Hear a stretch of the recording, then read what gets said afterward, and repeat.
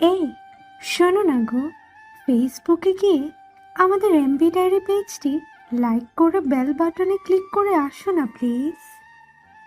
মানের একটা ভাষা আছে, খুবই মিষ্টি একটা ভাষা, যেটা কথা দিয়ে নয়, চোখ আর অন্তর দিয়ে অনুভব করে সেই ভাষা বুঝতে হয়। কিন্তু দুঃখের বিষয় যে খুব কম মানুষই এই অভিমানের ভাষা বোঝে।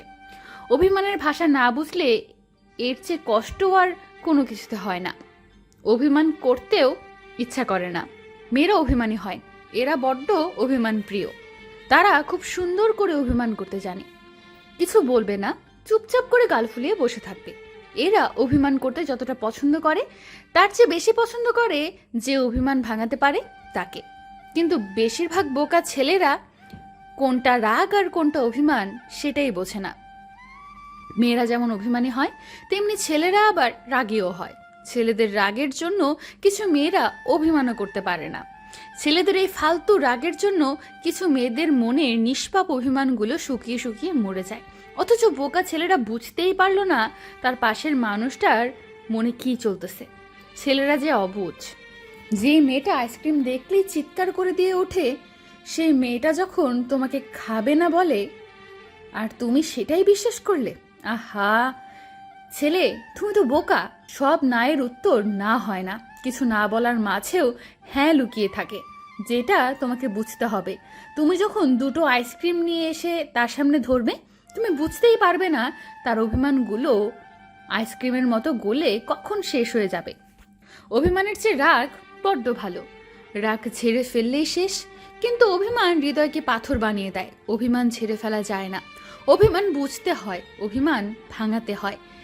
ছেলে, ভালোবাসতে হলে তোমার অভিমানের ভাষা বুঝতে হবে। সংসার করতে গেলে বউয়ের রেগে যাওয়ার না বলা কথাগুলোর কারণ জানতে হবে। মনে রেখো, মেয়েদের কাছে সেই ছেলেই প্রিয় যে তার অভিমান ভাঙাতে পারে।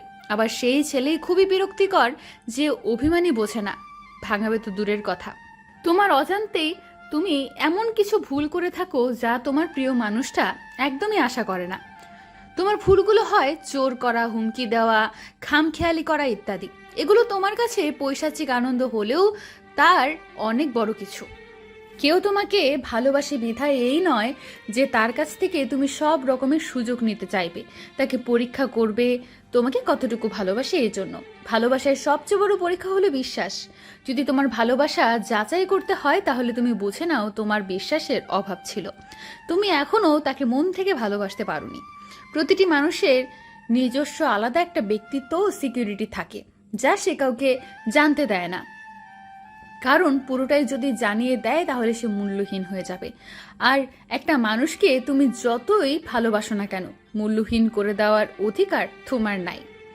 প্রতিটা মানুষই ব্যক্তি স্বাধীনতা পেতে চায়, খানিকটা সময় নিজের মতো করে থাকতে চায়। দিনের ৮০ ভাগ সময় যে তোমাকে নিয়ে ভাবে, তাকে অন্তত ২০ ভাগ সময় নিজেকে নিয়ে ভাবতে দেওয়া উচিত, নিজের মতো করে চলতে দেওয়া উচিত।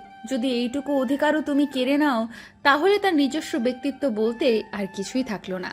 মুখে মুখে ভালোবাসির কথা সবাই বলতে পারে, কিন্তু কাজে কতটুকু করতে পারে সেটাই দেখার বিষয়। ভালোবাসা টিকিয়ে রাখার ক্ষেত্রে বিশ্বাস করা, সম্মান করা, এগুলো অতুলনীয়। আর এগুলো জোর করে, হুকুম করে কিংবা খামখেয়ালি করে পাওয়া বা করা যায় না, নিজের বিবেক দিয়ে অর্জন করতে হয়। বিশ্বাস করো, যে তোমাকে ভালোবাসে সে তোমার কাছে কিছুই চায় না, শুধু একটা জিনিসই চায়, তুমি যাতে তাকে বুঝতে পারো, চিনতে পারো, এইটুকুই, আর কিচ্ছু না। তুমি যাকে ভালোবাসো তাকে নিজের মতো নয়, তার মতো করেই ভালোবাসতে চেষ্টা করো। মানুষটা তোমার সাথে চলতে চলতে একটা সময় তোমার মতো করে পুরোটাই মানিয়ে নেবে। শুধুমাত্র তাকে একটু সময় দিতে হবে, এতে তার ভালোবাসার যথার্থ মূল্য দেওয়া হয়। তুমি হয়তো কখনো টের পাওনি, তোমার এসব খামখেয়ালি কাণ্ড দেখে তোমার প্রিয় মানুষটা হয়তো চুপ করে থাকে ঠিকই, কিন্তু মনে মনে নিঃশব্দে বলে, তুমি আমাকে এখনো বুঝতে পারলে না।